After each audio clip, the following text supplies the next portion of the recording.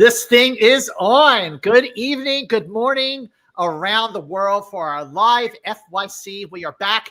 We are covering award season. We are covering the Academy Awards up to the Oscar nominations on January 26th, 2026, and the Oscars themselves on March 15th, 2026. Joining me as always, the amazing Perri Nemiroff, the mighty the Ian Snyder, Jeff Snyder, looking at his phone, always looking to break news on theiansnyder.com. This guy is a freaking machine. We are covering Best Director, and we are doing it live, and we can see the live comments coming up on the side here. That's always fun to watch. So, Jeff and Perri, my question is, what do you think about Best Director? Is this is it like a field where there's like 5 nominees and the others can just kiss their chances goodbye, or are we looking at like a real kind of shit show? Jeff, what do you think? I think we got a real race on our hands. I think it's wide open. I think everything is wide open this year. Perri Nemiroff, what do you think? I think the win is wide open. I'm not going to say any of the folks I've got on my list are guaranteed winners, but I do think the nomination possibilities have narrowed considerably. Perri, when we were doing Best Picture, and remember we said like our 5, which our top 5 matched, even though they were in different order, but the 5 matched. And for Best Director, I feel the same way about 4 of the 5 directing nominees, potential directing nominees. Like I feel really strong about 4 of them. And then that 5th one is for me anyway, where it's going to get interesting. But I feel really, really good about 4 of my 5 nominees. But I'm going to start. Perri, I know I usually start with you. Go for it. No. So I'm going to start with you. I mean, I'm going to go with the most obvious pick. I already saw a whole bunch of people drop his name in the chat. I'm going Paul Thomas Anderson for One Battle After Another. I do very much think he's the front runner to win at this point, but of course, there's a lot more season to play. I think the order could change, but I think his nomination is a sure thing right now. Of course, I could not agree more. Jeff Snyder. Wait, Jeff, I didn't recognize you without your pink sweater. Jeff Snyder, I have to ask you, where is PTA on your list for directing nominees? Well, he's not number 1. I knew you were going to freaking say that. Call it number 2 battle. Okay. And why is he number 2, Jeff? Why is he number 2? I feel like people are just handing Paul Thomas Anderson this Oscar because he definitely deserves an Oscar for what he has done over the course of his career. The idea that this is his best movie is obviously absurd.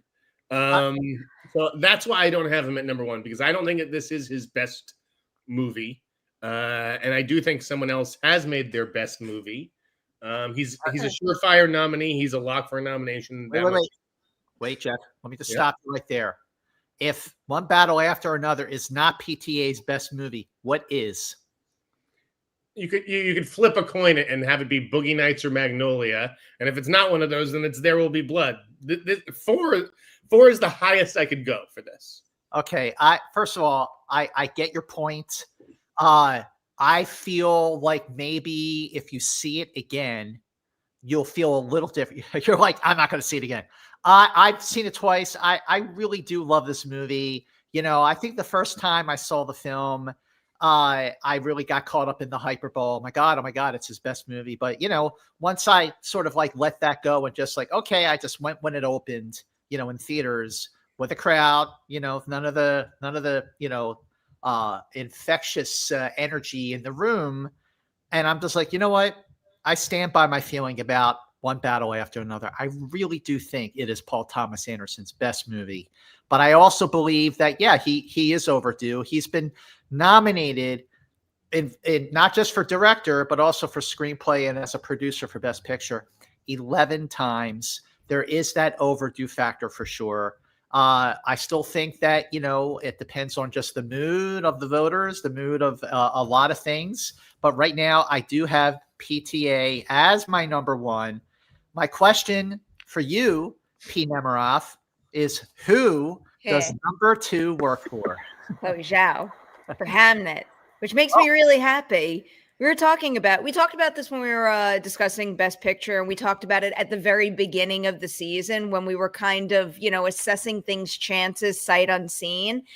Hamnet had me, a little nervous because, it's a heavier movie. Again, you just referenced the mood of voters. And I know we're just supposed to be picking the best picture, the best director, and all that good stuff. But the truth of the matter is, people being human beings always matter. And I was wondering how that was going to play in the festival circuit, given the weight of the material. And seeing that catch on and move people the way that it has gives me a lot of faith in the movie in this category and every single other. But I do think this is going to be a particular case where Jessie Buckley is going to get a lot of love, but I think there's also going to be a significant amount going Chloe's way, and she very much deserves it. I agree with that. But Jeff, where is Chloé Zhao for Hamnet on your list? I haven't seen Hamnet yet. I see it next week. Okay, good. So good. right now, I can only put her at number 3 at best. Okay, all right. So sight unseen, Jeff, you have Chloé Zhao at number 3. Perri has her at number 2. And, this is not a slight in any way, but I have her at number 4. Ooh. And the reason is because I just feel like my top 3 are really, really, really strong best director contenders. Not that Chloé Zhao isn't, but I do think that, she just won 5 years ago for Nomadland. Not that, she won before, so she doesn't deserve it this time. I mean, look, Emma Stone won Best Actress for La La Land, and then she won it again for Poor Things, just, what was it, 6 years later? So, 7 years later. So that really doesn't hold any, weight at all. But I really, really feel strongly about my top 3, including my number 2. My number 2 works for Jeff's number 1. I'm assuming that this is his number 1.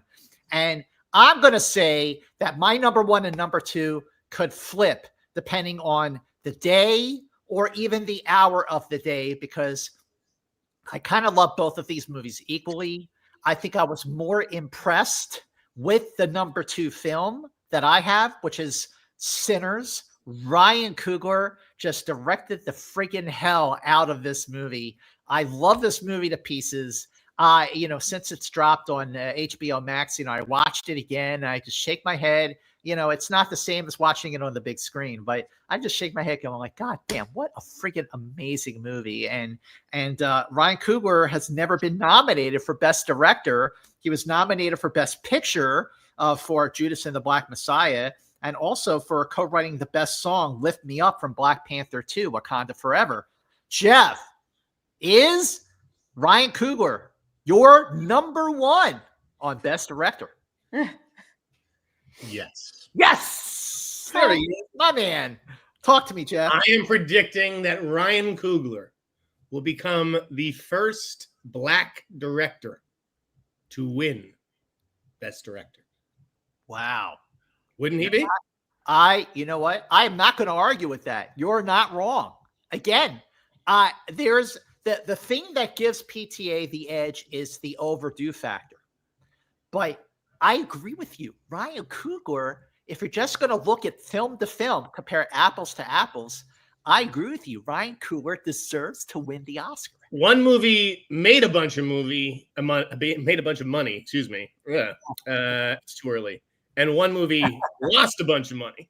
All right. Well. And I know money doesn't always factor into it, but when I just feel like the response to One Battle After Another has been a little bit more divisive, whereas everyone loves Sinners. Sinners was a huge crowd pleaser. Yeah.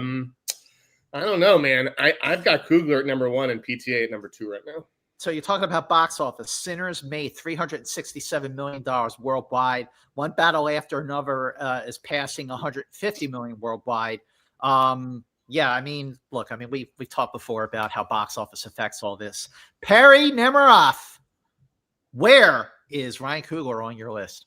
Ryan Coogler is my number 4, and I'm feeling really confident about my 1, 2, 3, and 4. Kind of like what you said earlier, Mance. I think the 5 position is more of a toss-up, although I'm feeling pretty good about my 5 too. But I think Ryan Coogler will get this nomination. I'm so curious to see how the studio plays the campaign game from here on out, because I feel like that movie is, and it's well earned too. It's in prime position to just, jump into the season with still, even after all these months, a significant amount of buzz, and make the most of that buzz and get a lot of nominations.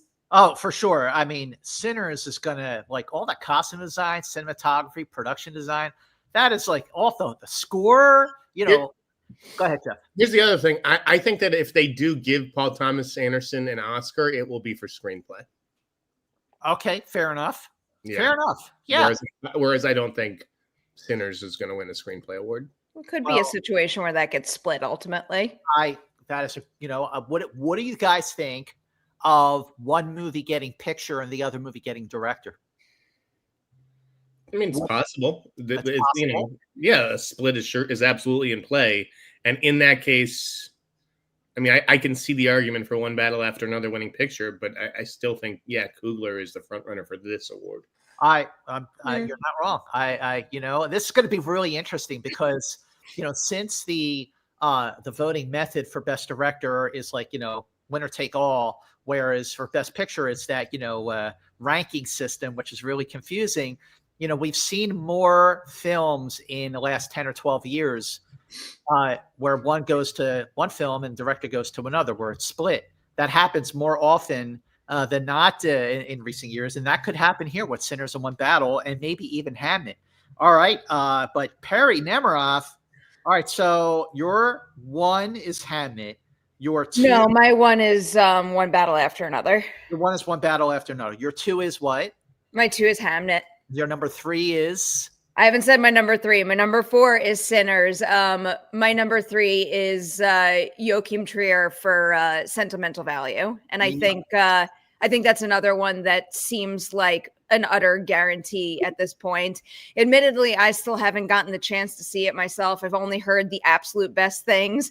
I'm still doing all my New York Comic-Con work and my Halloween work. But once that's done, I'm going to blow through all the top tier movies that I've missed. And that one is probably at the top of that list. Jeff, where is Joachim Trier and Sentimental Value on your list of best director? High on the list of honorable mentions. Oh, man. Really? I saw Sentimental Value this week, and it was good. It was good. But I don't, like, if you'd asked me, if we'd done this category last week, I would have put him on and said, oh, yeah, he's a lock. I don't know that he's a lock anymore. It was a really good family drama. I think it's more likely to get a screenplay nomination. The writing is the strength here. I just don't see what is so like fantastically directed about it. Well, fair enough. It's not a showy movie like One Battle or Sinners or even Hamnet, just because of its depth. But I have Joachim Trier and Sentimental Value number 3 on my list because just reading the room, there is a lot. I'm just reading the room here. I mean, I do love the film, but I feel like you guys in the top 3 people are Coogler, Anderson, and Chloé Zhao. Those are the top 3. All right. Well, these are my top 4: Paul Thomas Anderson, Ryan Coogler, Joachim Trier, and Chloé Zhao. Those are my top 4. But you have Joachim Trier in your honorable mention. So, Jeff, what's missing from your list we haven't gotten to? Well, I think Joachim Trier he's going to run into an issue as far as like, is he going to get all these international votes, or are they going to go to my number 4, Jafar Panahi, for It Was Just an Accident? I mean, no one really risked more to make a movie this year than Jafar Panahi, and that movie is good, and it has a haunting ending that just sticks with you. And whereas I'm not sure Sentimental Value like has that amazing ending, so that's why I gave Jafar the nod. Okay, so first of all, Perri, what's missing from your list we haven't gotten to? Jeff just revealed my 5th. So actually, it sounds like all 5 of mine are going to get on my list. Jafar Panahi is my number 5. See, Perri Nemiroff, I thought your number 5. Yeah, I know what you were thinking. Okay. And it can change. It can change. But I feel like that movie needs to come out and he needs to, hit a real home run with it. That he, of course, is John M. Chu for Wicked for Good. So here's the deal. Right now, I have John M. Chu. Wicked for Good. That's my number 5. Mine too, baby. Oh, Mine shit, never too. mind. I got to walk my statement back then. Well, okay. So hang on a second here. We've got 6. We've got 6 people with at least 3 or 2 votes. All right. So Perri, like, I agree with you. Seeing Wicked 2 is going to obviously change the game. People are going to see it. They're going to say, wow, John M. Chu really directed the hell out of it. He was overlooked for Best Director for the first Wicked, but, for sticking the landing with the second film, especially if it's a superior sequel, that I think all but guarantees him a spot as Best Director. But we have to see the film. We haven't seen it. However, Jafar Panahi for It Was Just an Accident, that film won the top prize at the Cannes Film Festival, the same award that went to Anora and the same award that went to Parasite. So that's also a Neon film. And, they really know what they're doing. And they brought it home for Best Picture and Best Director for those years. Now, I haven't seen It Was Just an Accident yet, but I've heard great things about it. And I still kind of flipped my number 5 when I was going back and forth on this. So right now I have John M. Chu, Wicked for Good, at number 5, and Jafar Panahi is my honorable mention. That could easily flip. But before we determine which of our 3 best of 2 out of 3s make our top 5, let's go through some honorable mentions. Now, hang on. I just want to point out that when we were talking about Best Director, we, at the very last second, were like, wait a minute, hang on.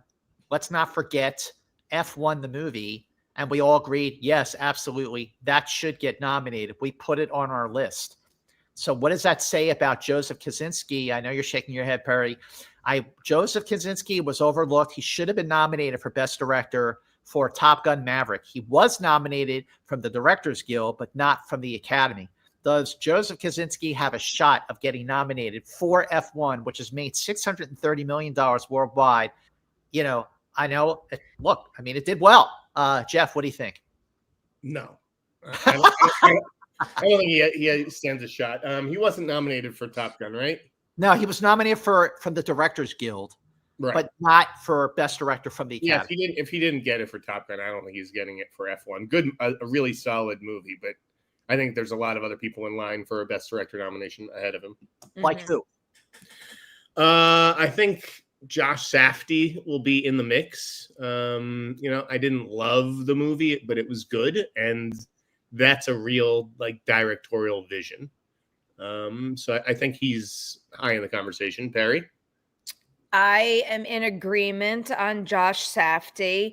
Maybe it's because we were just talking about this movie quite heavily last week, so it's really high on my mind, but I am seeing train dreams everywhere, and I'm starting to think that Netflix might be making that pivot that we predicted. We predicted it, by the way, before anyone last week, so I'm starting to consider Clint Bentley as a real possibility here.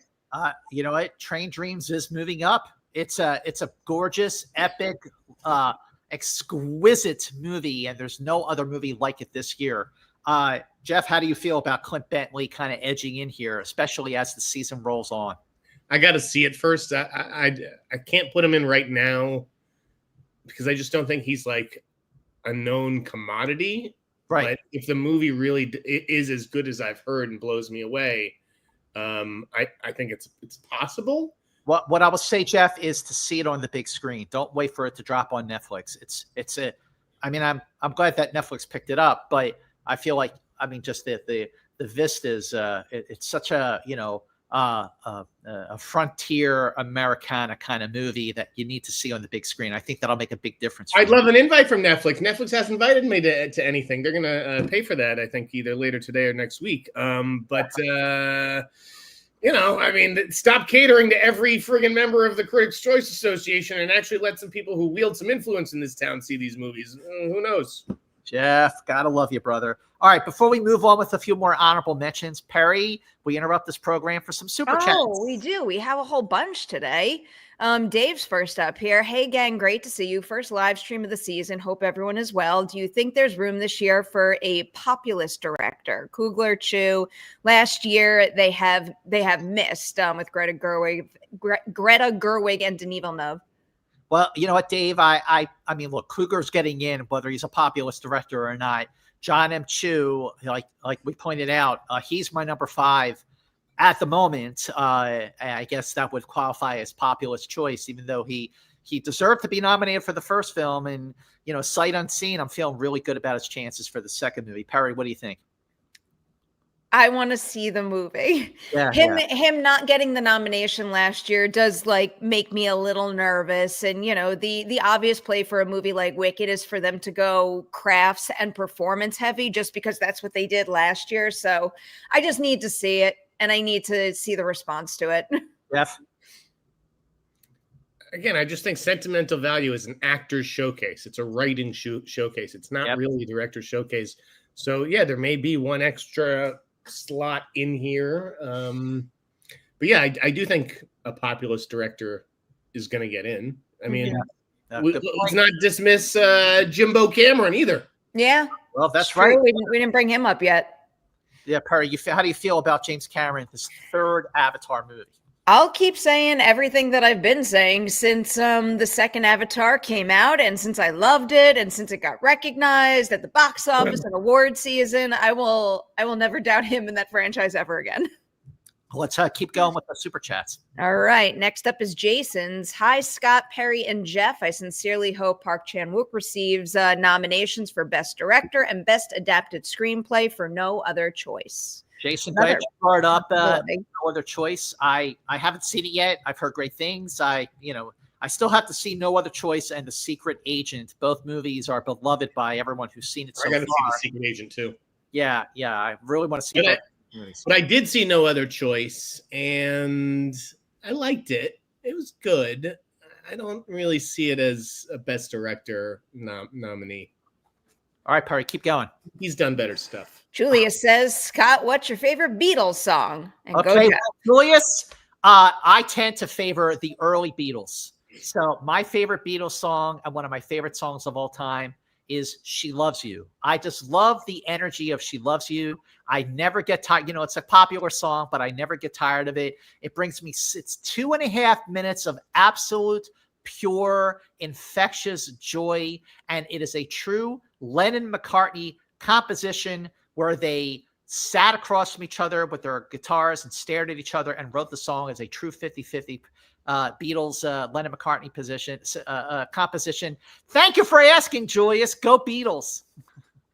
All right, next up, I think Yorgos should be in the conversation, but I do think PTA is a lock to win it. All right, Perry, let's hear. What do you think about Yorgos Lanthimos and Begonia? I mean, I'm curious to see what the general conversation winds up being as the movie gets its rollout, I believe this weekend and next weekend. So, you know, it could get an additional boost. I don't think its initial showings put it in the best position for Oscar season, but I think that could easily change with the bigger release this time around. So we'll see.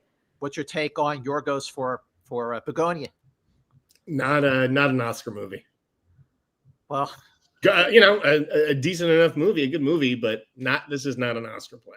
See, I know I'm in the minority on this, but I actually like Begonia more than Poor Things. Look, I just loved where this movie took me. The ending blew my mind in a way that I just love where it took me, and it was unexpected. So, but look, it is a very, very crowded field for Best Director. So I think Yorgos has a chance, but I think it's going to be tight. Dave is back. Follow-up. Directors Branch recently have opted to nominate smaller, more artsy type movies and foreign movies over populist movies. So if that trend continues, Coogler could miss. You know what? No, he's not missing, Dave Networld. I don't care about your trends. I don't care about what foreign films are released this year. Ryan Coogler is going to get a nomination. And if he doesn't, Dave, I won't be back to host the show next year. That's right. So, okay, I see Dave's point. In recent years, we've had films I mean, obviously Honora is a big one, and Parasite, but also Drive My Car, where more international directors are getting in to the field. So Dave's not wrong, but I think in this case, this year with the stronger contenders we've been discussing, that's going to be a little tougher this time. If anybody wants to bet me, slide into my DMs. I will happily make that bet. All right, Ann Lee and Hamnet are at the top of my list. I just hope Ann Lee gets more traction. Does need more traction. Yeah, definitely Ann Lee needs more traction. I haven't seen Fast Forward. Perri, have you seen it, or Jeff? I have not. Thanks for the tip. All right, what else you got? We have Jason's list. Sure. Best Director, number 1, Park Chan-wook. 2, Chloé Zhao. 3, Joachim Trier. 4, Ryan Coogler. And 5, John M. Chu. Sorry, Paul Thomas Anderson. You didn't get in on Jason's ballot. Wow. No, sorry, Jason. PTA is getting in for director nomination for sure. It's a good list, though. Next one. What do you guys make of Neon this year? They've got a lot of international features this year. Do they go all out and campaign for all of them, or do they pivot and prioritize as the season goes on? I think they already are prioritizing. I mean, sentimental value. I mean, they're really pushing that for director, and let's see. It was just an accident. I mean, they're pushing that for picture, but I think that's a sure thing for international feature. I mean, he might get director. I mean, he did, the movie did win the Palme d'Or at Cannes. Neon's like, I think A24 has some serious competition because Neon is the new A24. Neon's got a nice slate this year. Neon has the better slate than A24 for sure. Yeah. They also have The Secret Agent. They have no other choice. Secret Agent is an actor play. Sentimental Value is an actress and supporting actor play, really. It could get some supporting actress but they're not going to win. It was just an accident as a director play. I mean, they have a lot of categories where I think they're definitely getting nominations. Mm-hmm. All right, next up, Palm winners got into director yearly since 2022. What a great point, Isaiah. You're right. I think that could happen. Finally, somebody bringing facts. Bring the facts. Yes. All right. Thank you, 3, for the great content as always. Saw the Springsteen movie last night. Thought it was good. Thought a bit by the numbers and a bit on the nose with messaging. Jeremy Allen White was amazing. You're right on point, Rabbit of what is that? Care Benog. I thought Springsteen Deliver Me From Nowhere was a solid B movie. I think, solid, very, very solid. Jeremy Allen White was great. We'll talk about his chances when we get to Best Director, probably next time on FYC. What do you guys think of Springsteen and Jeremy Allen White? I still haven't seen it. Oh, okay. Yeah, I've seen it this weekend. Definitely worth seeing. Let's see. So Begonia. What about, one of my favorite movies, my 3 favorite films of the year are all Warner Brothers movies: Sinners, One Battle After Another, and Weapons. Dave, Zach Cregger, great movie. The way that Zach Cregger was able to maintain the suspense and intensity for 2 straight hours without letting it lag in any way, I think is a monumental achievement. The movie made $267 million worldwide. It's a movie that caught on. It was a sleeper hit, if you will, and an amazing film. Does that movie are people kind of sleeping on Weapons when it comes to the Oscars, Jeff? Yes and no. I think it could possibly sneak into picture, and I do think it could get a screenplay nomination. But I don't really see like a performer being nominated. I don't really think it's a threat for Best Director. I disagree with the performer take. I actually do. Oh, sorry, Amy. I think Amy Madigan could be like a little bit of a sneak attack there. I'm curious. Oh, no, that's another one that I'm curious to see, because I don't think they've even scratched the surface of what they're going to do with her in particular with that movie. But I think they're going to mount a solid campaign. I agree with you, Perri. Ignore what I said in there, guys. She's definitely getting it. You forgot one very important Warner Brothers movie, Scott. It better not be Superman. No, it's Final Destination Bloodlines. But it's not good. In my heart, it earns all the awards. You are, yeah.